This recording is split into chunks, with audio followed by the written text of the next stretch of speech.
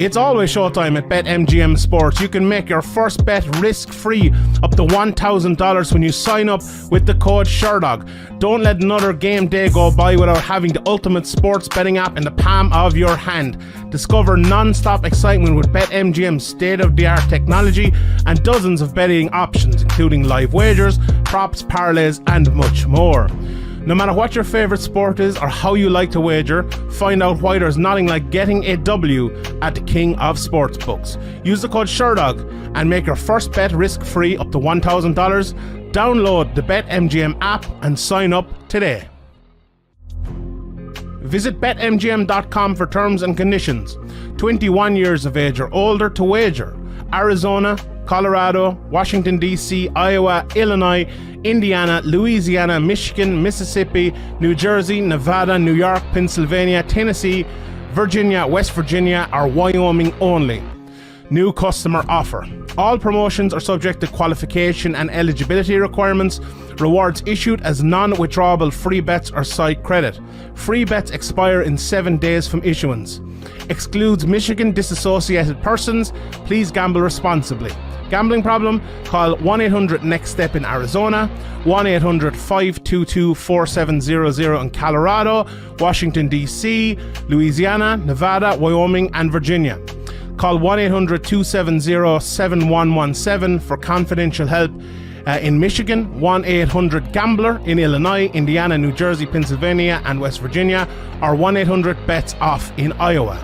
In New York, call 8778-HOPE-NY or text HOPE-NY to 467-369. In Tennessee, call the Red Line at 800-889-9789. In Mississippi, call 1-888-777-9696. Sports betting is void where prohibited. Promotional offers not available in Nevada.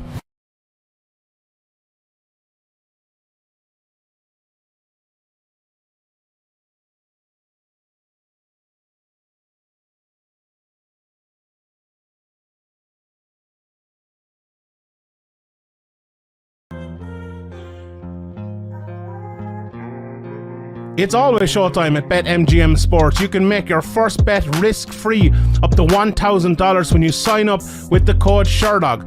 Don't let another game day go by without having the ultimate sports betting app in the palm of your hand.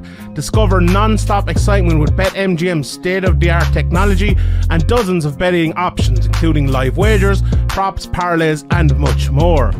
No matter what your favourite sport is or how you like to wager, find out why there's nothing like getting a W at the king of sportsbooks. Use the code Sherdog and make your first bet risk-free up to $1,000.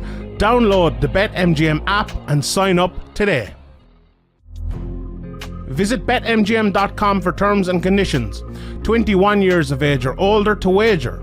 Arizona, Colorado, Washington, D.C., Iowa, Illinois, Indiana, Louisiana, Michigan, Mississippi, New Jersey, Nevada, New York, Pennsylvania, Tennessee, Virginia, West Virginia, or Wyoming only. New customer offer. All promotions are subject to qualification and eligibility requirements. Rewards issued as non-withdrawable free bets or site credit. Free bets expire in 7 days from issuance. Excludes Michigan disassociated persons. Please gamble responsibly. Gambling problem? Call 1-800-NEXT-STEP in Arizona, 1-800-522-4700 in Colorado, Washington, D.C., Louisiana, Nevada, Wyoming, and Virginia. Call 1-800-270-7117 for confidential help. In Michigan, 1-800-GAMBLER. In Illinois, Indiana, New Jersey, Pennsylvania, and West Virginia, or 1-800-BETS-OFF in Iowa. In New York, call 8778-HOPE-NY or text HOPE-NY to 467-369. In Tennessee, call the Red Line at 800-889-9789. In Mississippi, call 1-888-777-9696. Sports betting is void where prohibited. Promotional offers not available in Nevada.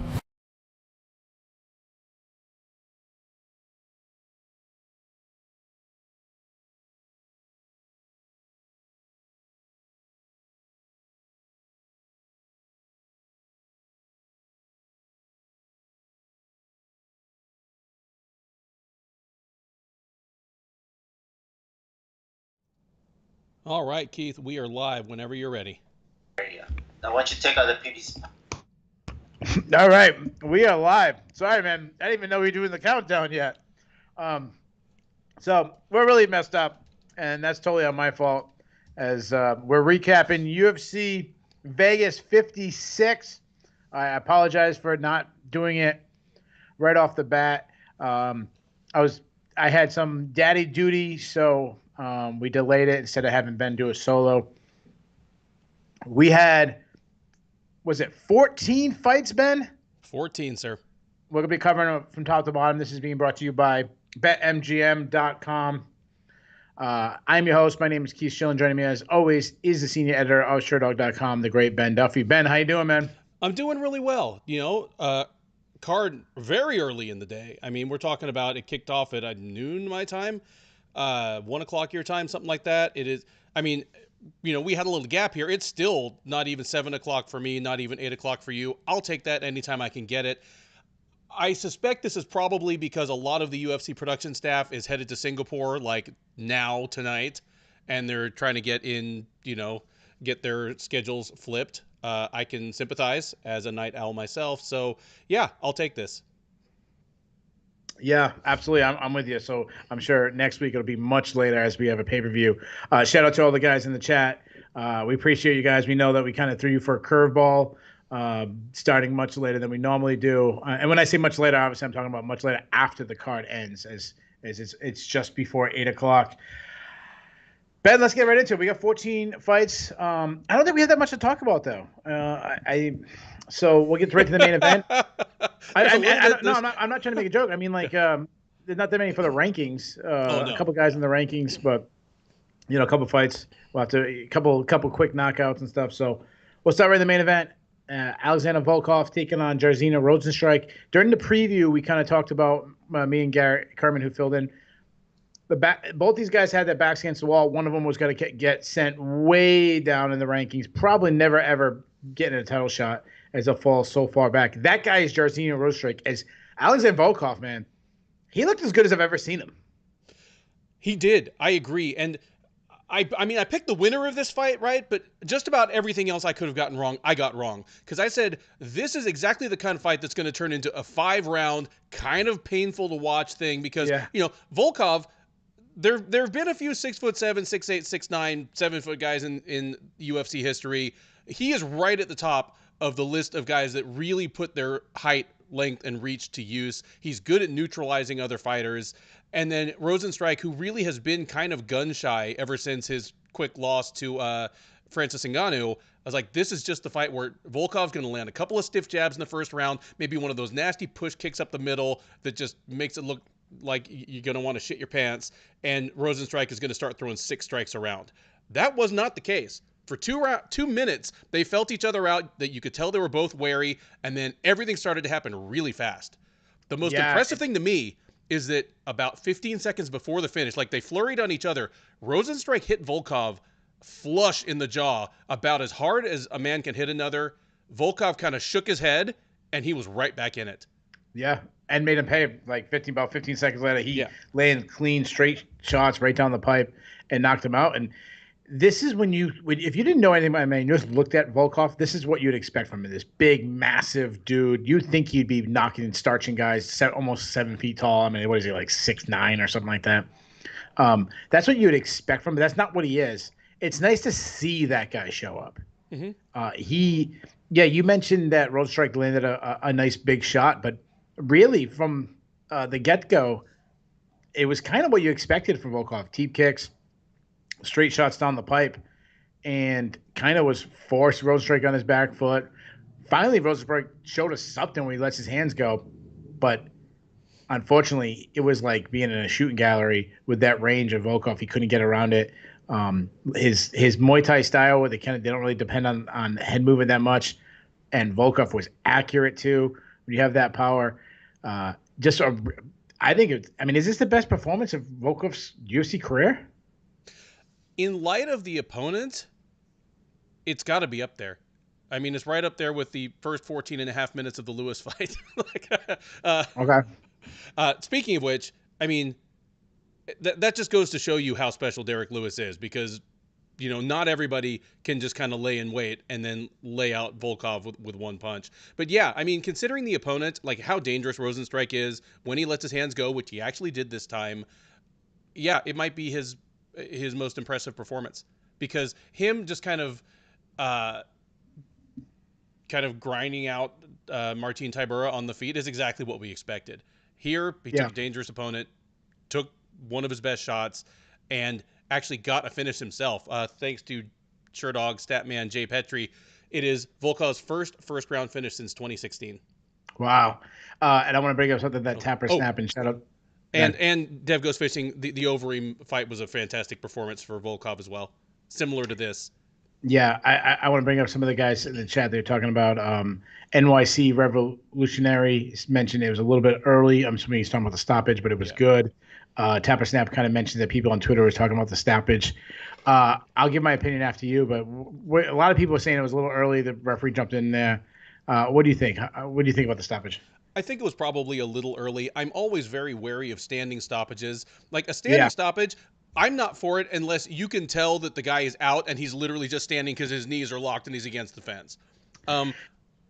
Yeah, I think about all these times we have these all-time wars. These, I think like Michael Chandler, Eddie Alvarez fight, Michael Chandler, Justin Gaethje. At any time you could have jumped in and stopped those fights, but the referee gives them a chance to recover, and a lot of times they do.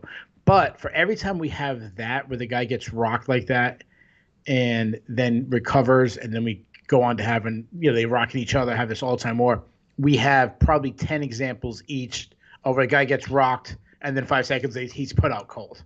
Yeah. And I think it's a good stoppage, but I love this, and I want to give him credit, and I steal it all the time.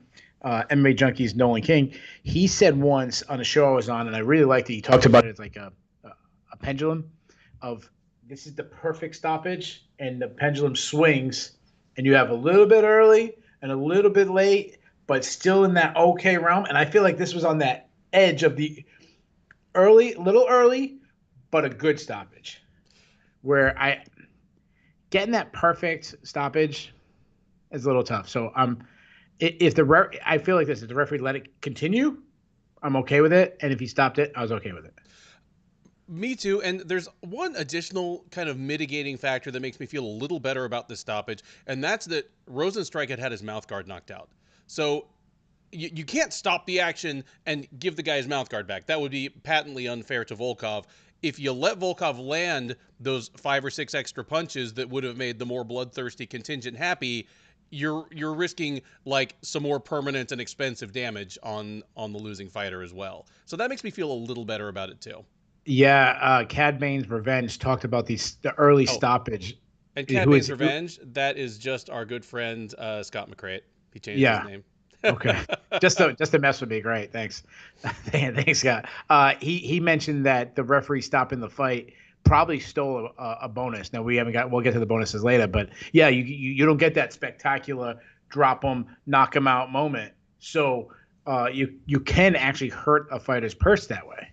Mm-hmm. Now, of course, that's not how the referee should think about it. That is way, way down the list of what referee's responsibility. Referee's responsibility is safety of the fighters. That's number one. But yeah, I thought it was a good point. Yep. Rozenstruik. So the what's that, like the resume on Rozenstruik, or like the scouting report on Rozenstruik is deadly striker. You got to start questioning that, because you think about, he got knocked out clean quickly by Francis Ngannou, which, I mean, it is Francis Ngannou. I think about him getting easily outpointed from Ciryl Gane. Now we see him getting knocked out by Alexander Volkov. When you have a guy who's really a one-dimensional fighter, only known for striking, and then he's not even winning those battles, like, you can't be really, like, there can't be many believers in Rozenstruik anymore. No, he's going to have some staying power here. He's going to stick around because even now, he's probably a top 15 heavyweight in the UFC. And there are dudes, I mean, you don't think he could plunk, like, your Harry Hunsuckers? Oh, absolutely. Like, but that's who he needs to fight next. And those are the guys he has to fight next. Like, Parker Porter. Yeah, exactly. Like his next fight can't be a headlining fight. No. It just can't be. No, if they let him stick around and just kind of clean out the bottom of the division periodically, he's going to pick up some bonuses. He's going to hurt some people really, really bad. But he has some things to prove before he gets even another top 15-ish opponent. Yeah. So let's do that. So we'll get to our matchmaking. Let's start with Rozenstruik because we're on him. I'm going down the barrel. I'm still going to give him a name, but in a fight that really doesn't matter, I'll do Rozenstruik versus like a Walt Harris. I like that just fine. Like two guys who are really on losing streaks, struggling, both desperately need to win. But I mean I wasn't really joking when I brought up a name like Parker Porter. You know, like Parker Porter's been a good story, and it's almost for me a case of more like he's earned the right to take on a name who's kind of on his way down. You know, because all of a sudden he's like 3-2 in the UFC or 4-2, and actually looking pretty good. But yeah, I like that just fine. Volkov, I mean, we'll talk about before we get to matchmaking. Like the thing about Volkov, he's always has the physical stools. When you're almost 7 feet tall, you're the tallest guy in the division, you got the longest lengths. You're gonna be a tough stylist matchup. I think he's got okay defensive wrestling. At times he can have power. He can always win an outside kickboxing game. Regardless, and he's lost a lot of recent fights. He's still a tricky opponent for anybody. And dude, am I saying he's going to win a title one day? Probably not. But on the flip side, if we have like a Jan Blachowicz, Robbie Lawler, one of these guys that everyone kind of gave up on turnaround career, and he's a champion one day, I would be surprised, but it wouldn't be like out of the realm of possibility. Yeah, I mean, I wouldn't count like suppose like Stipe Miocic gets the title shot he's kind of holding out for and gets some miracle win and just adds another chapter to his story. I like Volkov versus Miocic. And the thing is, Alexander Volkov, I think he's 11-4 in the UFC right now. His 4 losses are to 3 title challengers in Lewis, Blades, and Gane. And then there's Aspinall, who you and I both think has all the appearance of a future title contender, if not champ. It's not like he's losing to chumps. He's literally not losing to anyone outside of the top 3 or 4. That's a good.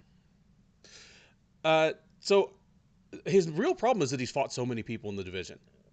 He's been kind of there in the mix for so long that there's not a whole lot of people he hasn't fought yet.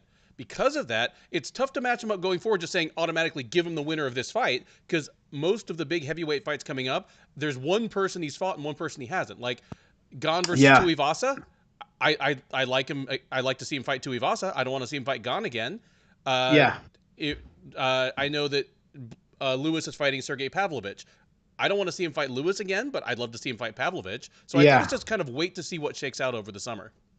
Yeah, that's a good point. So I want to throw this one out there because I think this is a good match. And Kyle Lahi throws out Rozenstruik versus Tanner Boser. That one actually makes that that's the realm of guy. As far as Volkov, I agree with everything you're saying. The hardest thing with him is finding someone he hasn't fought yet, because he's been one of the top guys in the division for a really long time. The one guy that he hasn't faced, and as far as I know, is not booked. How about Romanov? Okay, there you go. I think you feel this way. I definitely feel this way, where I love the whole Romanov thing, but him spending unnecessary amounts of cardio, throwing heavyweights around and suplexing him and shit, it's not going to last. If he can do that to Volkov, I will never say it again. Yeah. And then he can get his headlining fight night card, kind of get him over the 2 big Russians is Romanov's Russian, right? No, he's Moldovan. Yeah, I pronunciation and definitely geography is not my specialty. 2 Alexanders, these monsters going at it. Two of the bigger guys in the division, kind of a King Kong Godzilla type matchup. Yeah, sign me up for that. I want to get to my main event, and that was the co-main event. You had Danny Ye versus Movsar Evloev. I've been on Evloev for a really long time. I know you have been too. I've been sold on him. I'm doubling down. I'm feeling even better. Like, to me, this was, if you don't believe yet, you will never believe performance, because he was phenomenal tonight, in my opinion. Okay, so you and I both believe in this guy. We're both high on him. I feel the same about him and his featherweight compatriots like I do about the welterweight trio of like Khamzat Chimaev, Shavkat Rakhmonov, and Sean Brady, where it's like they're all undefeated, they're all either in the top 10 already or on their way there, and the question is just how do you rank them, who has the most upside? I feel the same way about Movsar Evloev, Ilia Topuria, and Arnold Allen. Does Evloev's position in that trio change after this fight, or was he already your top guy? Well, I don't know if he's my top guy. It's between him and Topuria, but I have him over Arnold Allen for sure. Him and it's a great division. My point is this: the last time I got excited about a guy rising and taking out contenders that I can remember in this division was a guy by the name of Alexander Volkanovski. Like, I think he's that good. Like, I think he could win the title one day.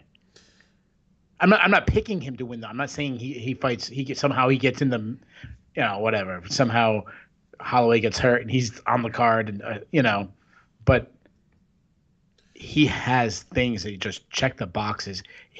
What I love about him is his large arsenal of attacks. Like, suddenly now he's throwing powerful stepping knees and flying knees and the chain wrestling and how quickly he takes a guy's back when he takes him down. I'm sold, brother. Me too. And fair credit to the UFC booth here. I usually watch these events on mute, but I woke up a little late and kind of just started from the beginning of the card and caught up just by skipping commercials and bullshit. And when I do that, I typically leave the commentary on. They made a good comment here that not only is he undefeated, but it's almost reassuring that it's not been just easy, complete lopsided whitewashes all the way. Like, he's faced adversity and he's been fine. Like, he's faced very good wrestlers and been taken down and had to figure it out. He's been hit hard by good strikers and had to shake it off and again make adjustments. It's not one of those guys that he gets into the top 15 or top 10 or gets to his first big test without ever even being tested at all. Maybe the way some people felt about Khamzat Chimaev before he fought Gilbert Burns. Where it's like we've just never even seen him fight a guy that could do anything to him. There's no question of that about Movsar Evloev. The time I really jumped on his bandwagon, I mean, I already knew who he is, but I jumped on his bandwagon after the who's the British wrestler guy? I want to say Gavin Tucker, but it's not Gavin Tucker. No, the bald guy. Yeah. He just got cut. He's good too. He's just got Mike cut. Grundy. Thank you, Mike Grundy. That where he was fighting a credentialed wrestler who really, really wanted to take him down and successfully took him down a few times and just, turned it into this scramble heavy madness. Thank you, Dev. Yeah, like I'm a believer in Evloev. Yeah. So he called out Arnold Allen, and it's funny because when a guy creates smoke with somebody and they're both in that realm, it's kind of hard to say, no, don't make that matchup, because it makes sense. But I'm like, oh man, you got two right. I'd rather have the prospect in the veteran. That's what I always like to do. But sometimes you just got to roll with it. And to me, okay, he gave us a gift. I'm okay with that matchup. And if you are doing a matchup like that, give me a headlining card. Like, give me a main event.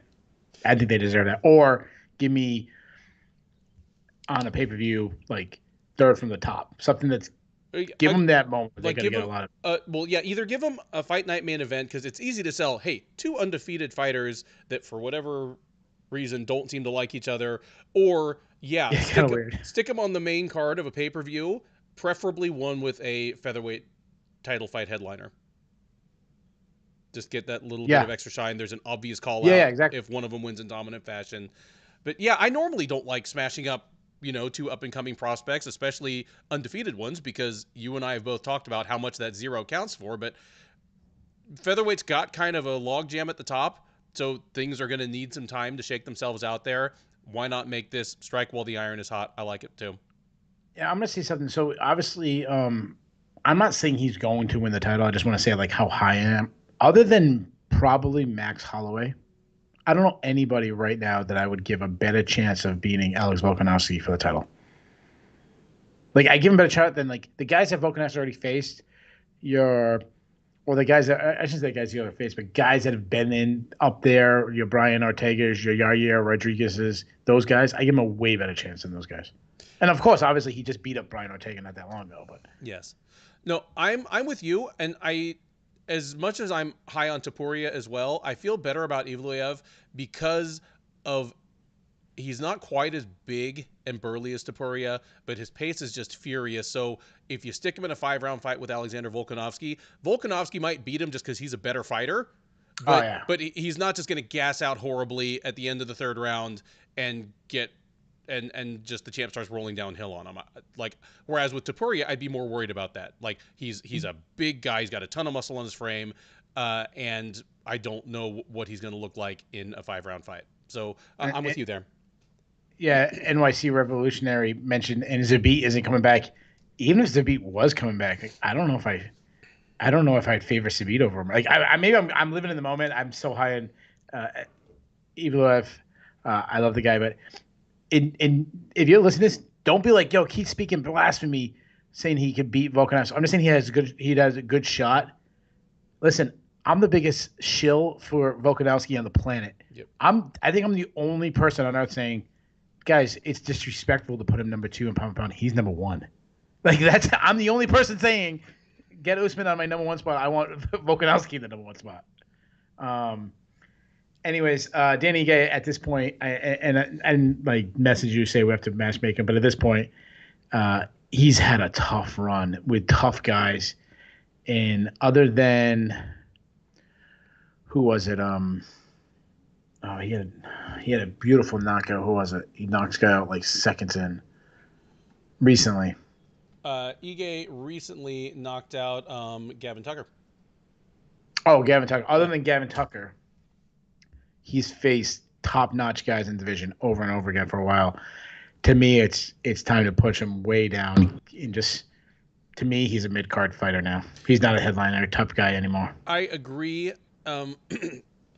I mean, they were almost forced to push him into top 10 matchups because he beat Edson Barboza, even though it was a split decision, and I actually thought Barboza should have won. That kind of pushed him further up the ladder than he needed to be. Because I agree, he's a guy who's good everywhere. Like, he's a, for a guy who's, the just scrap Hawaiian, he's a good offensive wrestler. He's a good defensive wrestler when he's not fighting the Movsar Evloevs of the world. But, when he comes up against a classier striker, Calvin Kattar put a hellacious beating on him. Josh Emmett put a hellacious beating on him. And Evloev, Evloev, that's the thing. Evloev outstruck him on the feet as well as, being able to out-wrestle him. Yeah, like, Ige, 50K is the perfect nickname for this guy because he could stick around the UFC for another 10 fights easy, pick up bonus checks of some kind in like 7 of them, and, open his own gym in Hawaii, and he's still one of the greatest success stories from the first season of Dana White's Contender Series. To me, though, it's pretty much time to be fighting your Damian Jackson level guys. Yeah, I'm with you. So we're all on Evloev. Before that, a weird placement on the card, and that's a little bit of a theme. It's really weird placement, especially the fight we're going to get to in a little bit, but former Ultimate Fighter season whatever winner Mike Trezano took on Lucas Almeida. I had some really bad picks on my card. I had some really good picks. This was my best pick, I believe. I picked Lucas Almeida. I think I even picked him to get a stop. I don't know if I picked him at a stoppage or if I picked him by decision. Actually, I think I did pick him by a stoppage, but it doesn't matter. Me and Garrett were both on Almeida as an underdog. I couldn't believe that he was a fairly hefty underdog. We had about 4 minutes of this fight was like a sparring session, it seemed like. Very, like, neither guy really putting on, feeling out. And then Trezano caught Almeida. And then the rest of the fight turned into a slugfest with Almeida getting the best of it. Trezano's a tricky guy in your UFC debut. And rallying back, hurting Trezano multiple times, and then finally finishing him. That's a really good showing, in my opinion, by Lucas Almeida. I agree. This was a very appropriate debut fight for him, and he did exactly what you want to see out of a prospect. I mean, you don't want to see a guy get knocked down and almost finished at the end of the first round, but you want to see him be able to fight through a certain amount of adversity, again, make adjustments, go deep into a fight. And yeah, after about 4 minutes, this fight was wild. It was just like both guys were like, someone's getting the bonus. This is going on someone's highlight reel. It doesn't even matter whose, just like, yeah, both guys had their opportunities. This was a really fun fight. Yeah, it was. And Trezano, one thing about Trezano, like early in his career, he grappled a lot more, and I think he needs to grapple more because I think it was Dev mentioned he doesn't throw enough. He's not a great athlete. He keeps his chin high in the air, which I think he just I don't know. He needs to make some major changes. Maybe even leave the organization. Yeah, he's not that good. Before that, the really weirdest fight placement on the card, the fight that should have been a curtain jerk. I have no idea why it wasn't. Two Brazilian females battled out as Poliana Bottello took on Karina Silva in Karina Silva's debut. Silva came out a little flat to start. It looked like a little bit of octagon jitters to me, as Bottello was looking okay, moving, kind of taking apart. But then suddenly she just swarmed her, landed a big right hand, took her down with the same shot, and then unloaded some hefty ground and pound. Found I think it was a very first round submission, an anaconda choke in the first round. She's a physical specimen. Like she's big, she's muscular, she's a good athlete. Silva was looking like Macy Barber. Like good on her way up, Macy Barber. Where just like the burly build, the being the better athlete, and the just winning it with aggression. I like that a lot. I like her. I like Silva. Like I'm not saying she'll be a champion or anything like that, but I think it's new blood in the division. Again, take it what it is. She beat Poliana Bottello, but dude, overall, I think it was a good showing. I agree. And Poliana, I mean, you mentioned that Karina Silva might have had a little bit of octagon jitters. Poliana Bottello had like the opposite of octagon jitters. She'd walk it out just kind of smiling and boogieing and, doing her little dance. It's like, you've lost 3 of 4. You're going to probably lose your job if you lose here. Like, I'm all for not letting the nerves get to you, but... It's funny you said that because during the media day, I was listening in the interview and someone asked her, like, do you think your job is on the line? And she's like, yeah, absolutely. Like, if I lose, I'm going to get cut. Which is even funnier that she had that attitude coming to the cage.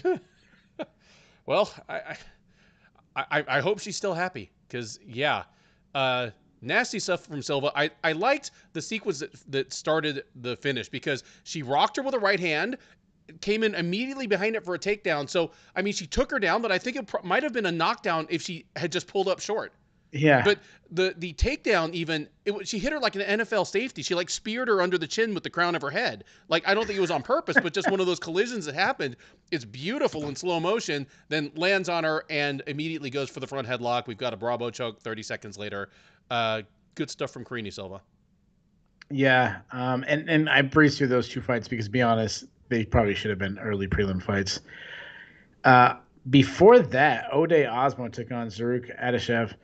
And, dude, Osborne starts him in the first round. Dude, I love Osborne. Like, I think both of us have been on Osborne, just the raw talent. He's putting it together. Like, I love this dude. Perfect counter, power. He has a little bit of wrestling background we saw in his last fight. He looks like somebody who could do some things in that division. I agree. You look at the finish there, and he is a guy who knows his physical tools. Because, I mean, he slipped a punch, came over with like almost an overhead. Like, this was not a straight arm punch at all. The only way that you land that is if you got longer arms than the other guy, and you damn well know it. Like, I love it. It's an experienced striker who's very familiar with his physical tools. Like, what a finish. Yeah, he's got those long arms, those long legs. Speed. He's not teaching anymore. He's full time. I know he's out with I think Syndicate MMA out in Vegas. Obviously, that's a great team. Yep. So, yeah, stock's rising for that guy. And he called out Jeff Molina, who also fought in this card. That's interesting. It is interesting. I always like reasonable call-outs. And for a guy who tried to start a soccer chant out of his own name, in front of like 75 people, you don't expect realism because that's not a realistic thing to try to do. But I like the Jeff Molina call out. Yeah, it was funny because the crowd, like the 70 people, did chant a little bit. That was kind of funny. Good for him. He went from, I don't know, it was really weird. He was preaching Jesus into chant O'Day at the same time.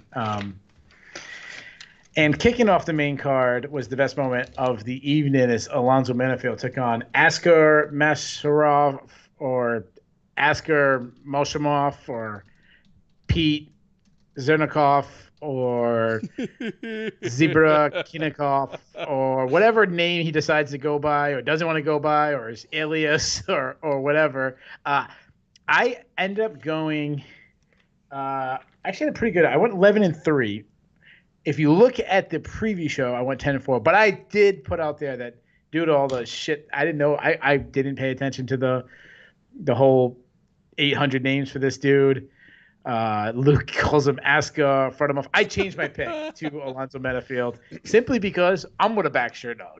Him and Sherdog went at it. Shout out to Jay Petrie and all the other guys who handle the Fight Finder. I have nothing to do with the Fight Finder, but those guys take it very seriously. And honestly, became very public. Sherdog led the way to the point where the UFC changed his record, and then he got smashed. And I mean, if you wanted someone to like throw your worst enemy into a cage with, just by the eyeball test, Alonzo Minifield is in the top 10.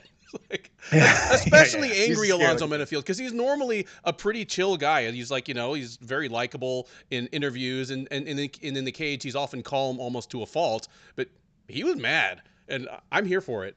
Oh my goodness. Okay, so for those of you who don't know, and if you're watching this show right now, you probably do know. You're a hardcore fan. You've been following this. Askar Mosharov's record officially 3 weeks ago was 25-7, and a couple of Sherdog Fight Finder administrators had been digging on his record, as we do when any fighter takes his UFC debut. We go back into their regional record. Like a lot, it's not as egregious, but a lot of fighters that come over from China, you'll see them just slide from, they're not 18-3, they're 17-4, they're 17-3. And sometimes it's just honest mistakes. It's a lot of similar names, and a loss or a win got attributed to the wrong person. Sometimes there is deliberate fuckery where fighters are trying to offload losses or trying to claim wins that didn't really happen. Because if you're fighting and you're in China, you're in Russia, you're in a former Soviet republic, you're in the Middle East, you're in not really Brazil because Brazil is just too well regulated, but if you're in the Wild West, which is actually the Wild East of MMA, your whole thing is to try to get the attention of the UFC or Bellator or PFL. And when you're one of 300 welterweights, in your little part of Dagestan or something, one win or one loss makes a difference to get on the radar of these promotions. And because of that, there's just a constant culture of fraud. There's a constant culture of fraud. There's a constant culture of bribery to fixers in that part of the world who will try to get fight results added or taken off of fighters' records. And we deal with it constantly. Jay Petrie is the administrator of the Sherdog Fight Finder. He's the guy who's in charge of all the staff, all the volunteers that do it. Before him, it was me. I did it for a year and change. So I'm intimately familiar of what I'm talking about. And if you're the person in charge of the Fight Finder, you see it just hundreds and hundreds of times a month. It is constant. It's just a constant battle to tell these guys, no, dude, we have people who can read Russian. It doesn't say what you say it says. No, we got the video.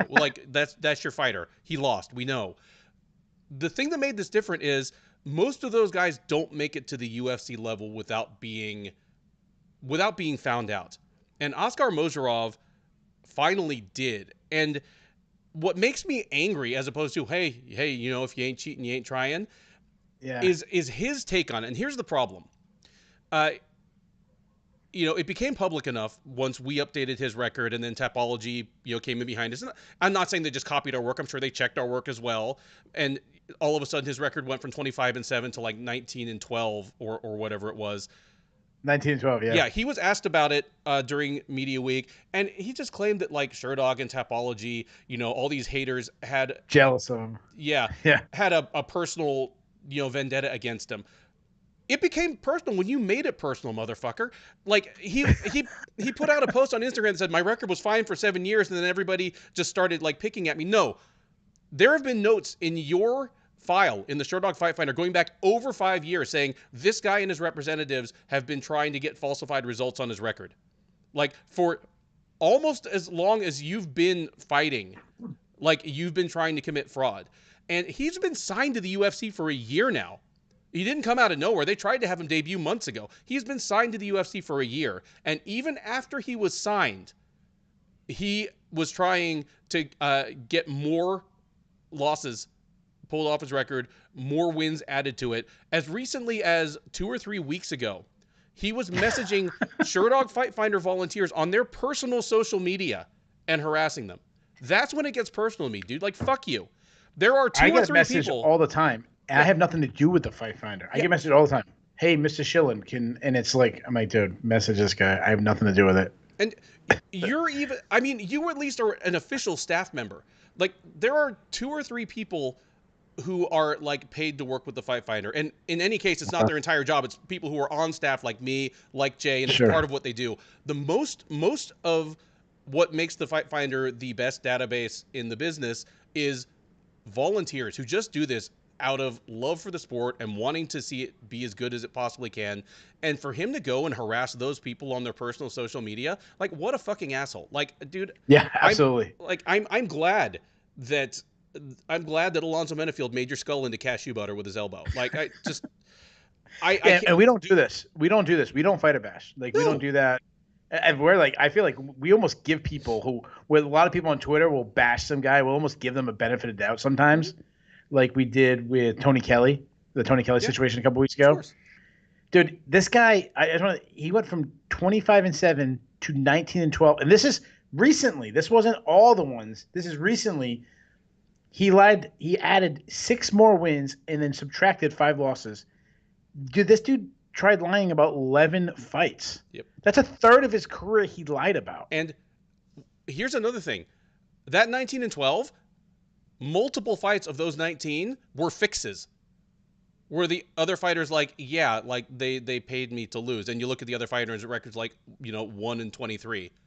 Yeah. Like Jay Ellis and stuff. He's one of the worst, like, most puffed up fighters ever to make it into the UFC. Like, you guys have probably heard me talk about, people who come over from Astra Fight Team, and how they'll have some kind of puffery on the record. It's nothing like this. At least they actually stepped into the cage with someone who was nominally trying to win the fight. But yeah, and so just even pulling back to Curtis Mo, when me and Garrett we taped even earlier than we normally. We always tape super early. We tape even earlier because of both of our schedules and everything, trying to line us both up. And if I didn't know. I didn't follow Asker or any of this. I watched a couple of his fights. The ones I saw, he actually looked pretty good. So I switched. The only time I've ever switched my picks since we made the pick on the broadcast later. Fuck this guy. Like, plain and simple, fuck this guy. Yeah, and I'm like, Sherdog's been around 1997. I don't know when Josh Sherwood started it, but like 20 years now or more 1997. Than that. It has been 25. Oh, 97. Yeah. Oh, Jesus 25, Christ, even longer 20, than I thought. Yeah. Over 25 years. Yeah, 25 years. So not only are you the credibility of the sport, your credibility of Sherdog and all the loads of people who have worked for it, and like, fuck this guy. So way to go, Alonzo Minifield. At least today you made a lot of people very happy. So we went a long time on that, but I mean, big thanks to the Fight Finder volunteers who helped get that record fixed within the last couple of weeks. I won't name all of you because some of them intentionally keep their identities quiet just because they live in that part of the world and like there actually are threats of violence towards them. But I can certainly single out Rob Sargent, who is also a fantastic expert on Asian and Pacific MMA and is constantly helping us with that kind of research. Yeah, he's the man. He's the absolute man. I will be very happy if this is the last time we have to talk about Askar Mosharov. Yeah. So If not, let's get him an even harder fight next time. Let's do this. Let's take a break from breaking on the fights, and do we have the awards? I'm assuming we have the awards. I'm pretty sure. Yes. Okay, we have the awards. So the way we do it here, we like to make it a little fun. If you don't know what the awards are, guess at what or you could guess at what you think the awards are picked, or what you would give the awards. And when I mean awards, I'm talking about the performance bonuses. We'll let people throw theirs out there, and then Ben can announce. Ben, do we have? What do we have? Do we have the fight of the night? We have the standard array. We have a fight of the night and 2 performances of the night. Okay, I think the performances are going to be super easy.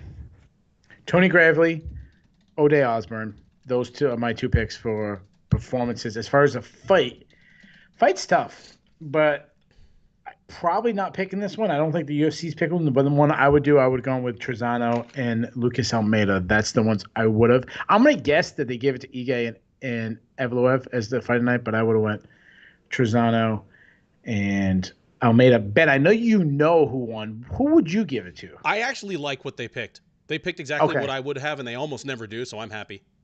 All right, and I'll read some out there that when people start throwing theirs out there, who they would have given it to or whatnot. But the next fight we're going to talk about. Let's actually do this. We'll pause it again, and we'll come back to it, and you can tell us who won. We'll break down this next fight, and then we'll come back and talk. I said this to Garrett Kerman. Ben, do you remember Karolina Kovakiewicz, Felice Herrig's first fight? I forgot that they had a first fight until yesterday.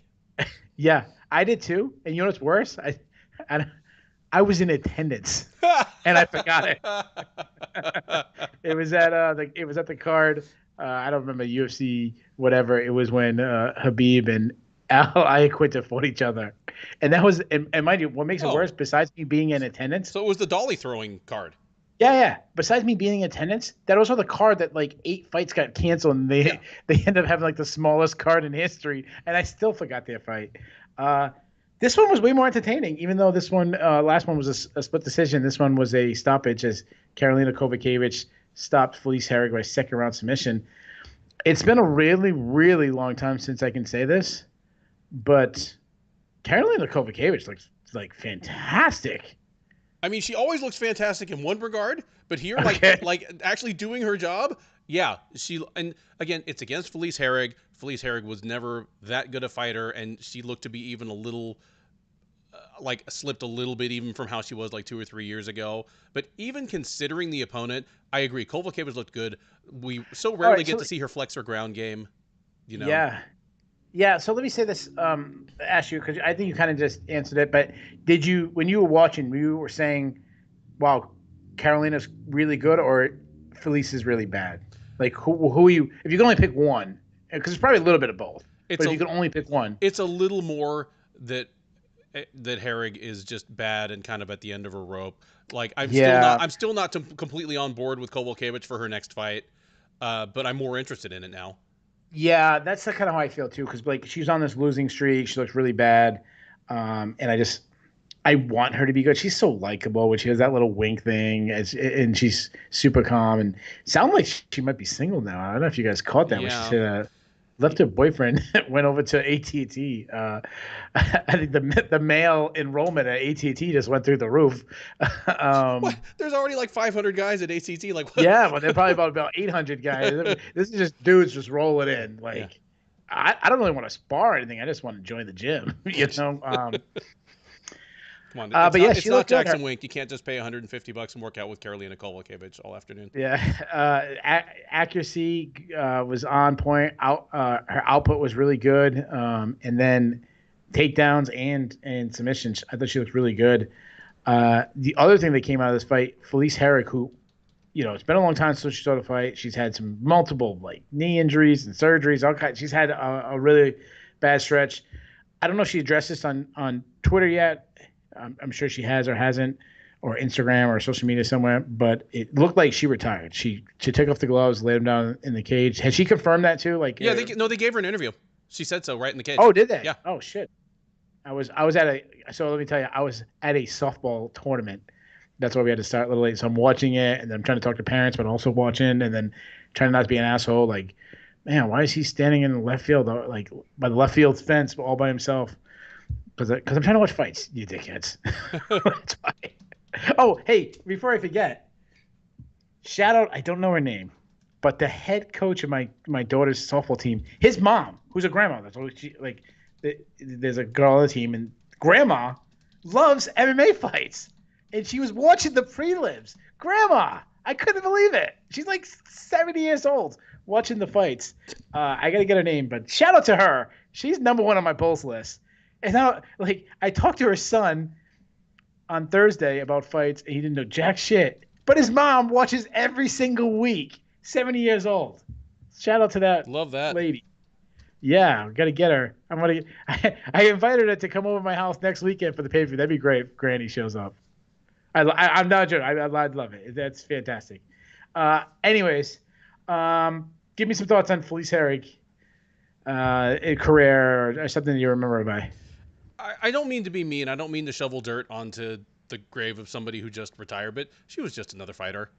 Yeah. And she was one of those ones that couldn't decide whether she wanted to embrace the whole hot fighters get more attention thing or run away from it.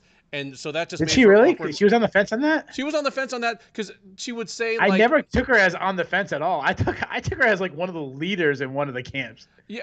Really? Yeah. Well, no, she had the thing where, I mean, she'd put up all these kind of like cheesecakey photographs, but then she'd be like, well, I'd have, maybe more fans would like watch my fights if I was hotter and just all this stuff. I'm like, she's one of those trying to like scope out compliments from guys on Instagram. Is out like but like that girl who's like the girl who's smoking hot and be like, oh, this dress makes me look fat, or doesn't it? And you want me to say, no, felt kind of cute. Might no, take this Michelle, down later. you look so freaking hot. Yeah, like avoid the thirst traps, guys. But in terms of fighting, she was just another fighter.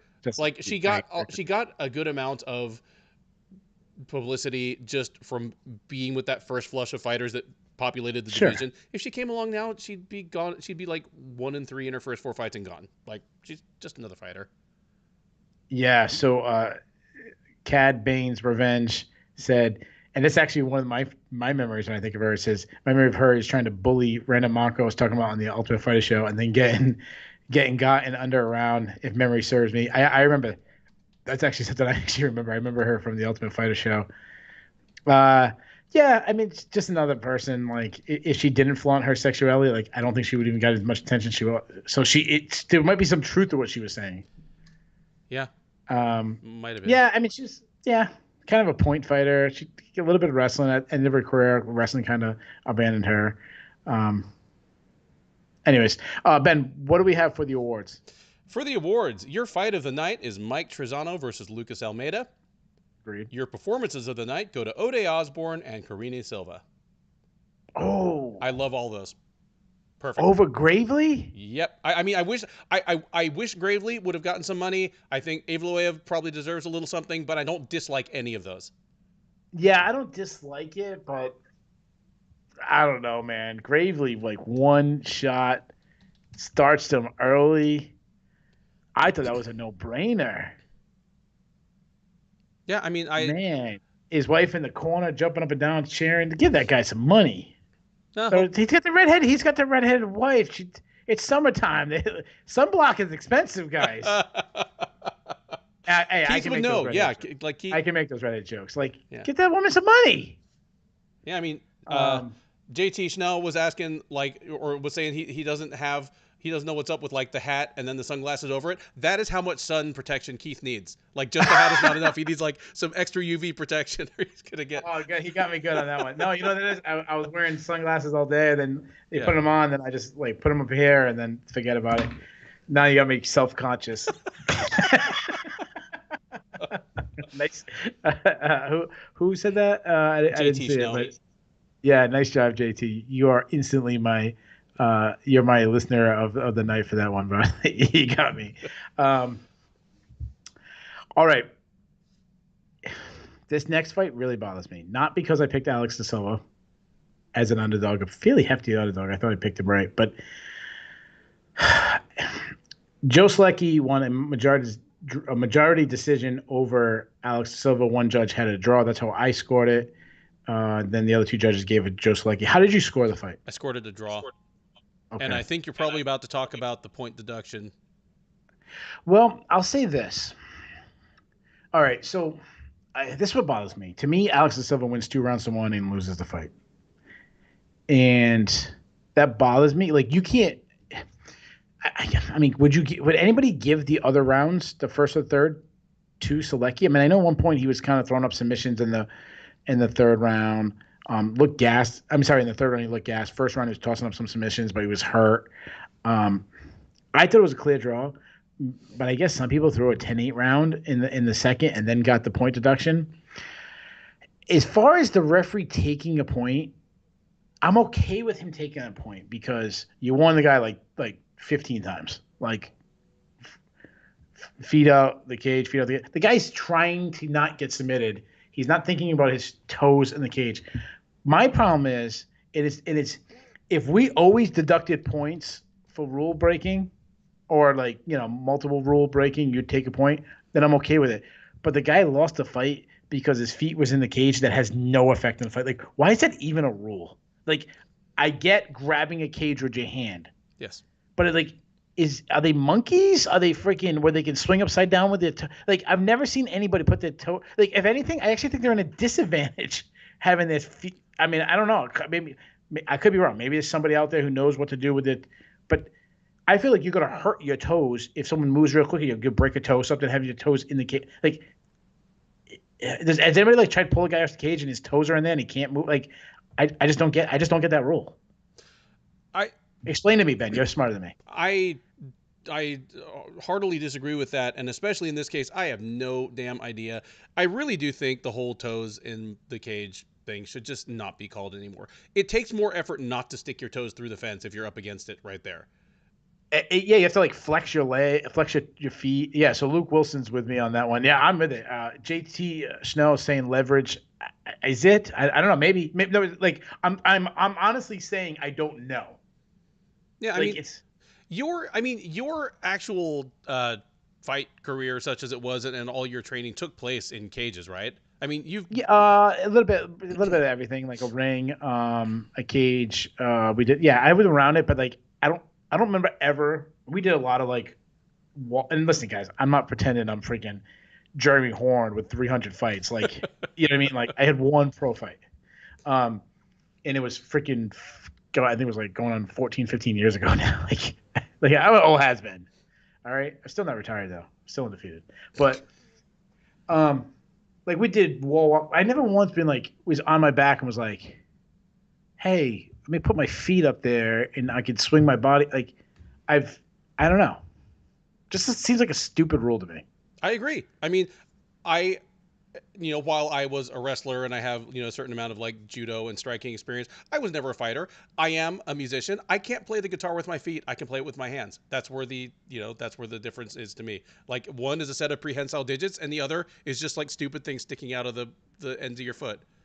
Yeah. So Dev says, I could see it assisting with sweep and defending, which it could be the case. That's probably the argument. But to me, if I'm going to sweep somebody, I want my feet flat and kind of pushing off the fence. Which we have no problem with them doing that. We have no problem them using an object to help them out of a position.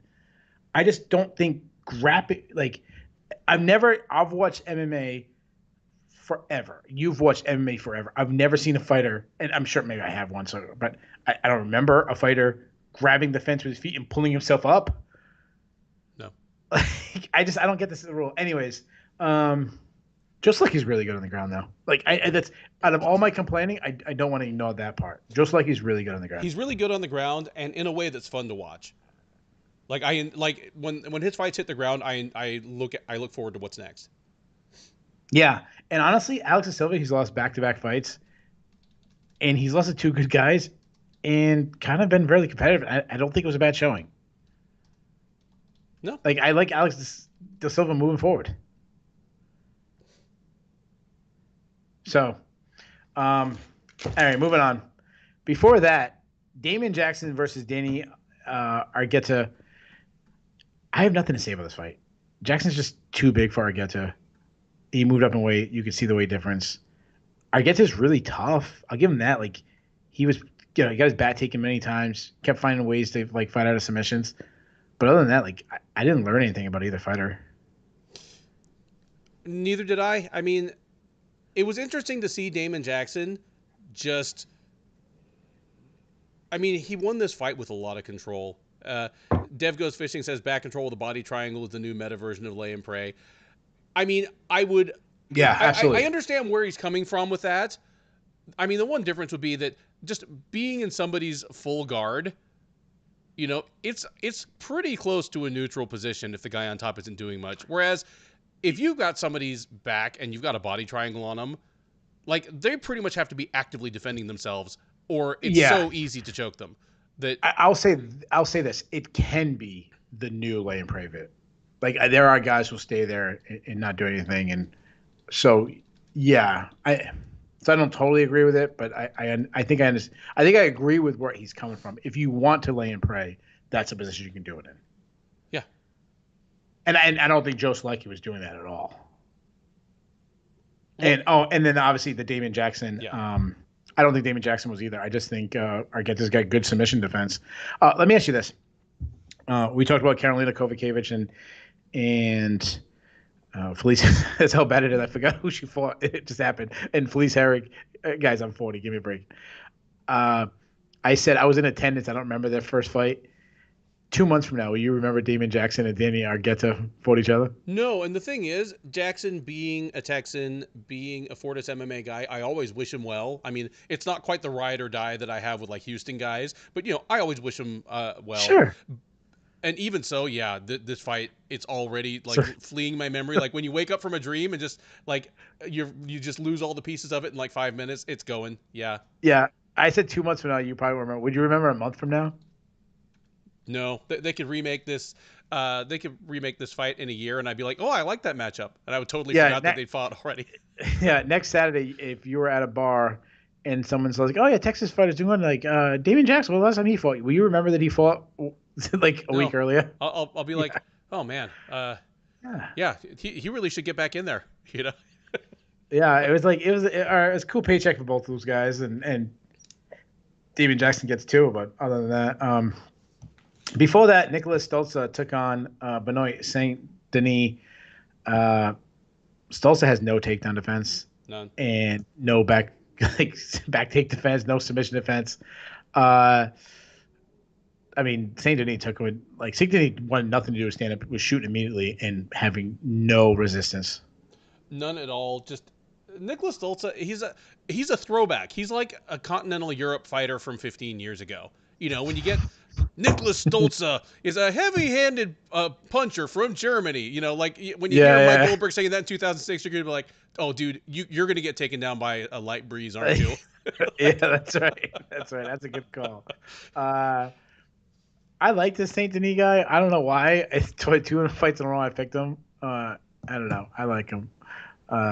Before, not much to say about. Before that, Tony Gravely versus Johnny Munoz. I picked Munoz to win, but one thing I did say is like don't be shocked if Gravely starches him in like 1 minute. Well, so I'm gonna backdoor say I picked this one right. if Askar, I already found his name with his 8 million aliases, can try to steal some victories, I'm gonna steal on this one. Yeah, Gravely, it's so funny. Gravely has power now, and he's really coming into it. And to me, Gravely is a 180 opposite of what he was on the regional scene. Regional scene, he was take you down, hold you down, do nothing, lay and pray. Look like a guy who's just like trying to get wins to get into the UFC. And he fought good competition. I don't mean by that. I mean like his style of fighting. Not anymore, dude. This guy throws heat. Which you like that. I mean, because the more common cliche is the person who's a finishing machine on the regionals, and then it just all goes away when they get to the big show, just because their style doesn't work that well on UFC level fighters, or they're more afraid to lose what they have. But no, Gravely's out for blood, and I like it. Yeah, I still think he got screwed not getting a fight bonus. I'm sure they'll probably give him one of these backdoor ones, but an official. To me, I thought that was probably the biggest no-brainer. It was like the first punch he threw starched him. But You were fired up about this one on Sherdog Slack. A fight that I thought was a little buried in the prelims, but I think hindsight, it was actually probably pretty good calls. It was a pretty shitty fight, but Jeff Molina won a very controversial decision over Zalgis. Yeah, help me out there. Double Z. Tell me how you scored the fight. I scored the fight 29-28 for Zalgis, but I wouldn't have been mad at 30-27 for him either. Like, you could make the argument that he won all 3 rounds. Yeah. I thought the first round was the most clear for him. Mm-hmm. And then the second, I think I scored, I don't remember if I scored the second or third for Molina, and then I gave. The third is the one that I gave to Molina. Okay, so that's probably the one I gave to Molina, and I gave Zhumagulov the second. It's not a robbery in the sense where, because I felt like you had one guy doing like a point kickboxing fight with nothing going on, and the other guy that's like controlling and not doing much damage. It kind of seemed a little similar to like the main event with Holly Holm a couple weeks ago. Okay. But it just dangled. I felt like the fight just dangled out there for someone to take it. No one went out there to take it. That said, I still thought Double Z. I'm struggling with his name. ZZ Top. Just call him ZZ Top. ZZ Top. Yeah, ZZ Top over here. I thought he did more, and I thought it was going to be a decision for him. MMA Decisions had it 12-1 for ZZ Top. But the worst thing is when Jeff Molina, they announced the 30-27, he goes, no way I won all 3 rounds. And starts walking away like mad, like, these stupid judges screwed me. And then 1 second, like, no, these stupid judges screwed him. Yep. Yeah, that was like, it reminded me of, what's his name? Steve Harvey reading the, what was it? Miss Universe or whatever it was. Miss America or whichever contest it was. Yeah. Oh, brutal. That's the one you just eat it. You just go, oh, shit, it was the other person. No, it wasn't. It was this person. And then like the whole company just goes with it. Like this guy is like, yep, I lost, walks away, and then they announce he won. Dude. I feel like it was like a batter in baseball when they like strike out on a third pitch strike, and then they start walking to the dugout, and then if you go to a certain point, like you can't turn back. Oh shit, he dropped and start running to first. Like nope, you gave yourself up. Yeah. Like nope, Molina, you gave yourself up. Just ZZ Top wins. I feel for the guy. He is now 1-4 in the UFC. Jeez. In this fight and the Howley and Paiva fight, he lost decisions where I thought he won the fight. I mean, he should be 3-2 in the UFC, and the only, losses to like Manel Kape and Amir Albazi, both of whom are very good fighters. Yeah. Like he came to the UFC out of Euro Fight Night or Fight Nights Global on the back of 3 straight wins over Tyson Dam, Tagiru Lambakov, and Ali Bagatinov. Like he was legit. And he's obviously completely fallen on his face compared to those expectations. And it's not all his fault. And he's just not going to get done any favors because he's a nondescript guy. Nobody can pronounce his name. Like the UFC will almost be relieved when he washes out, even though it's not really his fault. I just kind of feel bad for him. But like, give him the easiest fight in the division. Okay. Whoever the Ryan Bader of flyweight is the easiest fight in the division. If anybody, I don't know if anybody got that reference. Luke says best 1-4 fighter ever.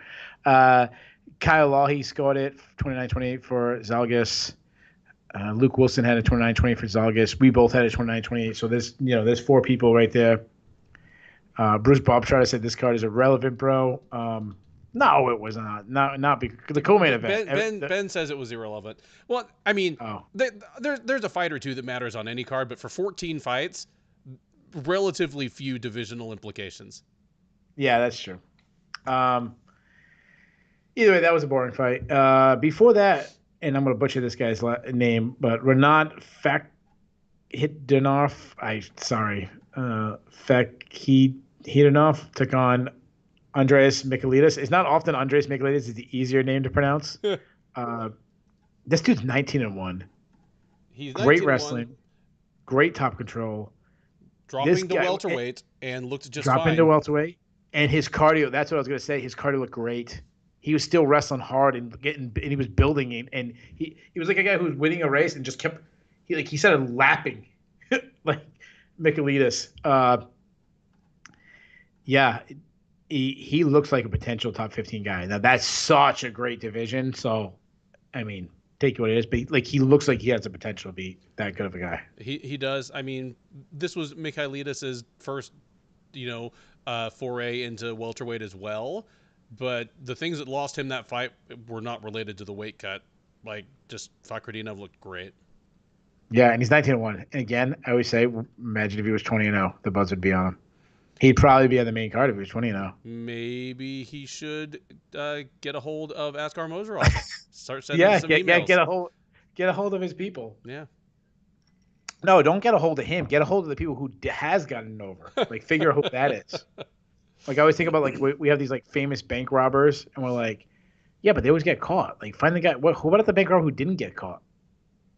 Or the guy, like, the guy who does, like, the Ponzi scheme or the Bernie Madoff. And like, yeah, but what about the guy who's got the same amount of money as Bernie Madoff, but he hasn't got caught yet? That's the guy. Okay. Here, do you guys want to hear a story? This will be the counterexample to Askar Mosharov. We have just a hold on, Ben. One rule we do here: we never get sidetracked with stories. That's a rule. If y'all don't like getting sidetracked with stories, I don't know why you're even watching. Okay, when I joined Sherdog, one of the first like kind of bigger name fighters I ever interviewed was John Fitch. And this was in like 2018. So he was in Bellator. He's getting ready to fight Paul Daly. This is John Fitch in even he. Great. And that was a great fight, by the way. Yeah, that was fantastic. Okay. Sorry to interrupt. Paul Daly on the bottom just booing his own fight. Boo, boo.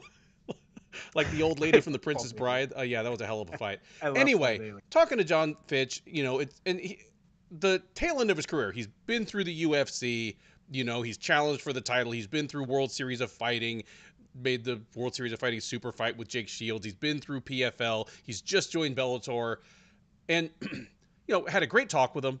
He's a underratedly interesting and funny guy to talk to. The opposite of what you would think from watching the average Fitch fight. But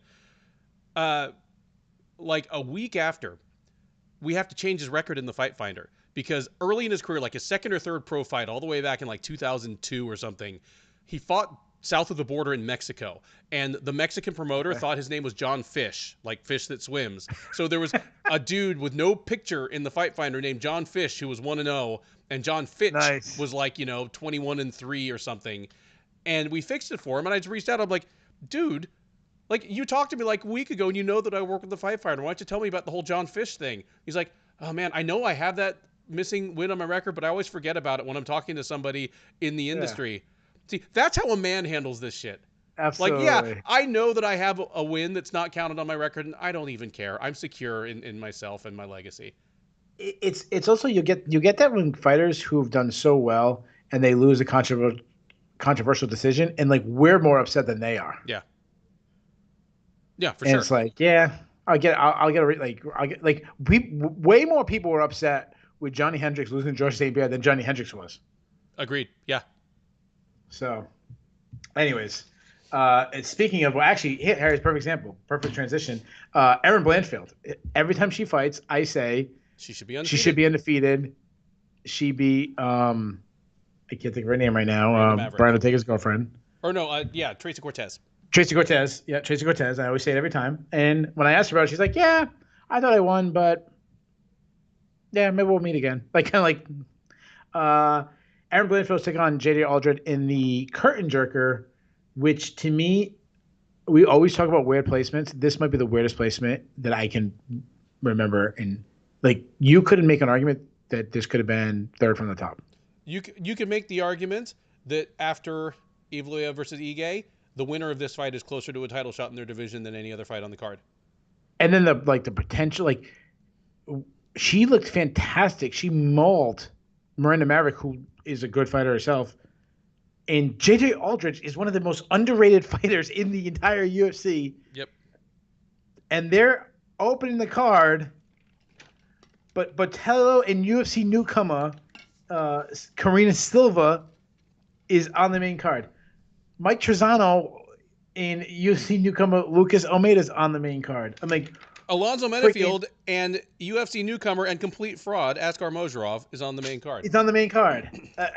What the hell is Erin Blanchfield and JJ Aldridge opening the card? That's blast. I made a joke because I said um, on the preview, I said something like Aaron Blanchfield. It was like we had a listed third or fourth fight, and I'm like, this would be absolute blasphemy if this fight is not on the main card. And like someone should lose their job. Whoever makes the order should lose their job if it is. And then it went the other direction. It actually dropped further down the card since we did the preview. Anyways, to me, Blanchfield came out a little flat, but this is what she can do. Even when I thought she was a little flat, and honestly, JJ Ultra is just that tough out for anybody. She found her moment. She swarmed her and then grabbed that beautiful deep guillotine. I'm still all in on Aaron Blanchfield. Yeah. Not much else to say. I mean, except that I agree that JJ Aldridge is super underrated, and I'm guilty. Like, I'm somebody who dismissed her too early and have been slow to come back. But dude, she's a really good fighter. She should have been an appropriate next test for Blanchfield, and she kind of was. I mean, I thought she won the first round. Yeah, she was. But Blanchfield is she's nasty. Like, she has finishing instincts that when she has her opponent in trouble. I love her. Yep. Her and O'Day Osborne are the two bottom 11.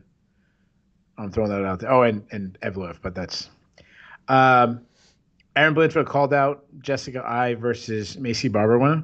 I like that. I think it's perfect call out, especially if Macy wins. Yeah.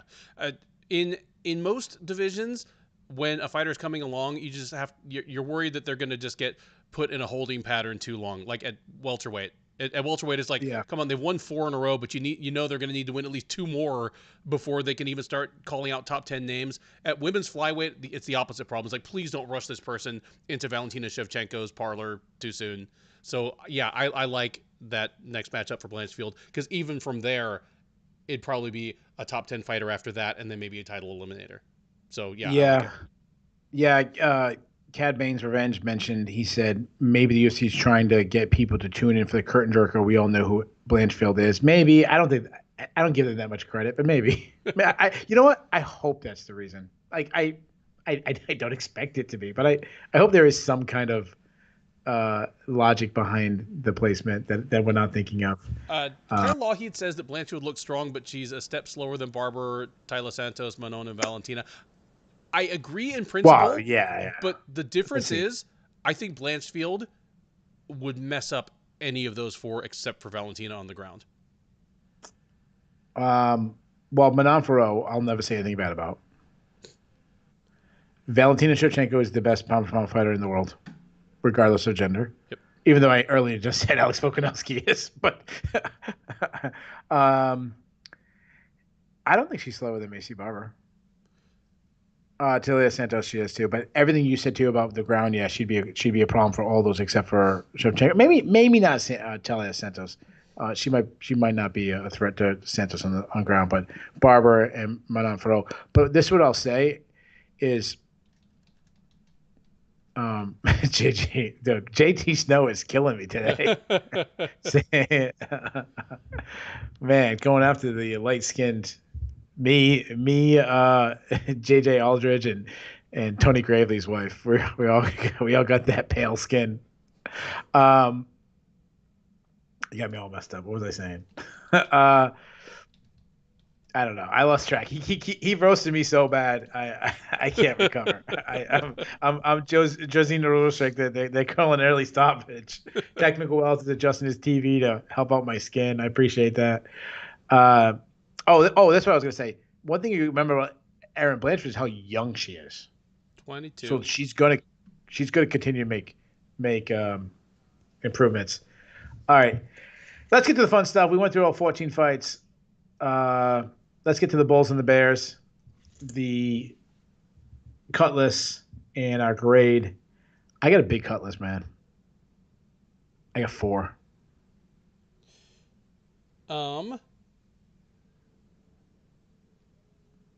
Well, Ben's looking up how many he has. I have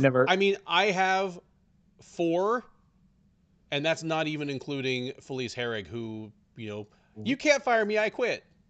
Yeah, that's it. Yeah. So the way we do the cut list, if both me and Ben both have the same names, we give the UFC permission to get rid of that person. We always read all the listeners who you think should be cut, making opportunities for more people like Askar Mosharov to come into the UFC. So, Ben, I'll throw a name out there. Tell me if you agree. My first person on the cut list, Andreas Michailidis. The guy's 1-3 in the UFC, back-to-back losses. Would you cut him? Yes, he can. His only win is over KB Buller, and while I agree that makes him the greatest fighter in history, he's still got to prove something. Yes. Bass has not even had to bash KB Buller. My number 2, I had Felice Herrig on my list.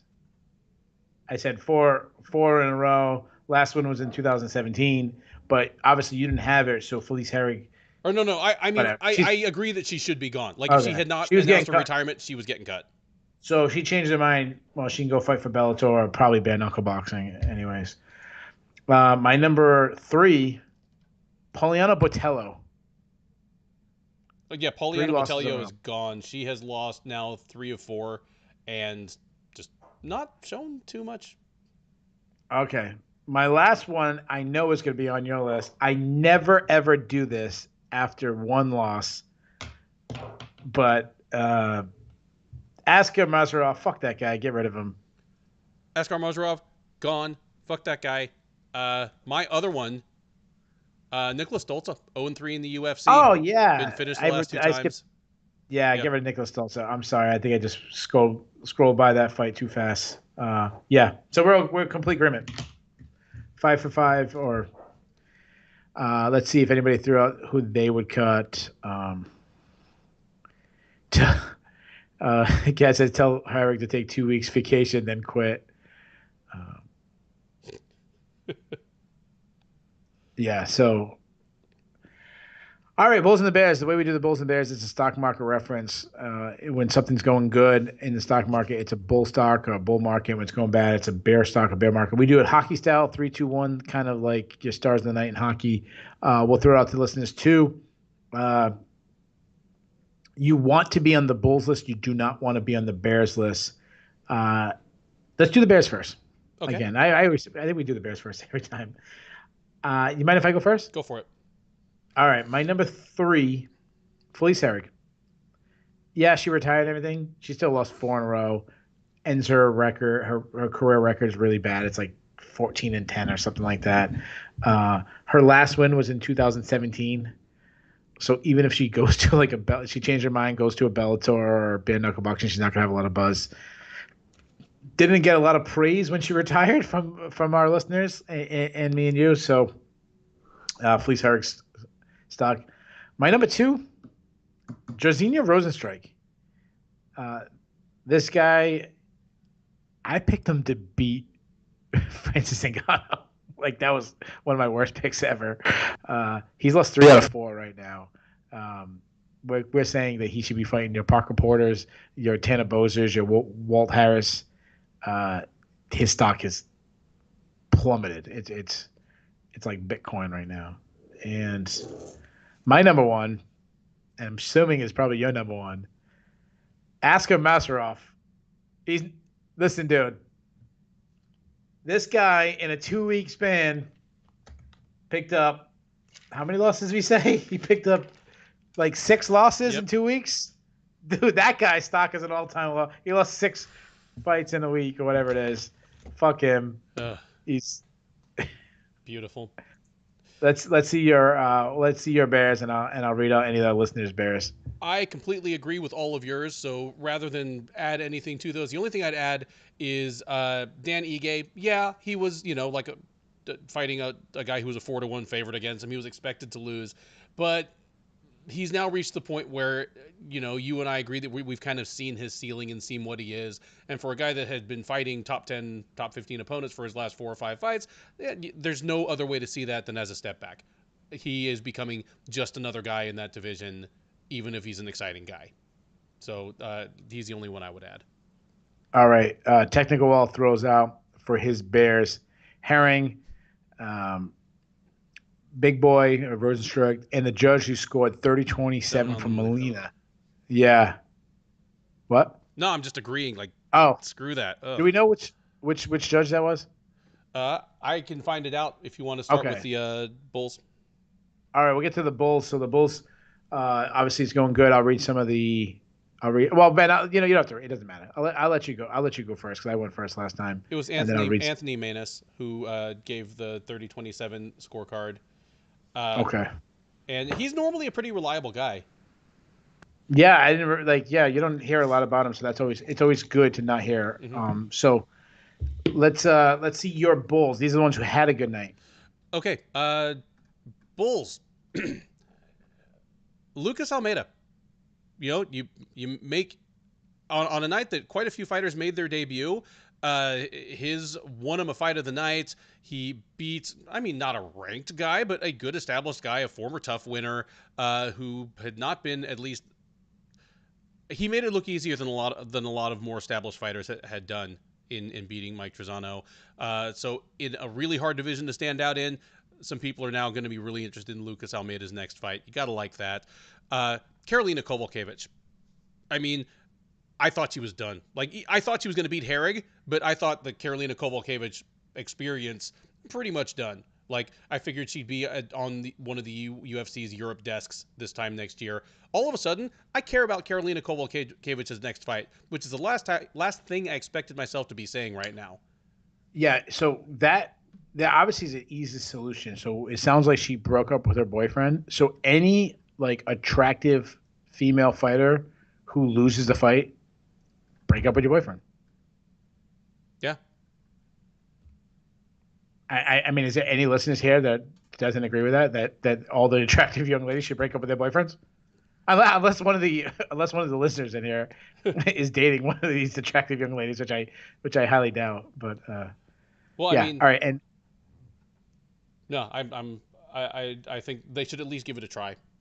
What's the worst that could happen? And who's your number one? My number one. You know what? I'm only going to throw out those two. Those are the two that I felt strongest about. I'm sure you've got three, so hit me. Yeah. All right. So I'll read some of the listeners. The Bulls. Let's see. I'm sorry. I'm trying to scroll through some of them. Technical Wealth goes with Ode Osborne, Evelev, and Volkov. Plus, he throws Denise in. He gives a fourth one. Cad Bain's Revenge goes. Oh, this is the Bears. He goes Asker, Mosharov, Herrig, and Big Boy. Dev throws out Bears, Molina, 30-27 scorecard. Kyle Lohi's Bear.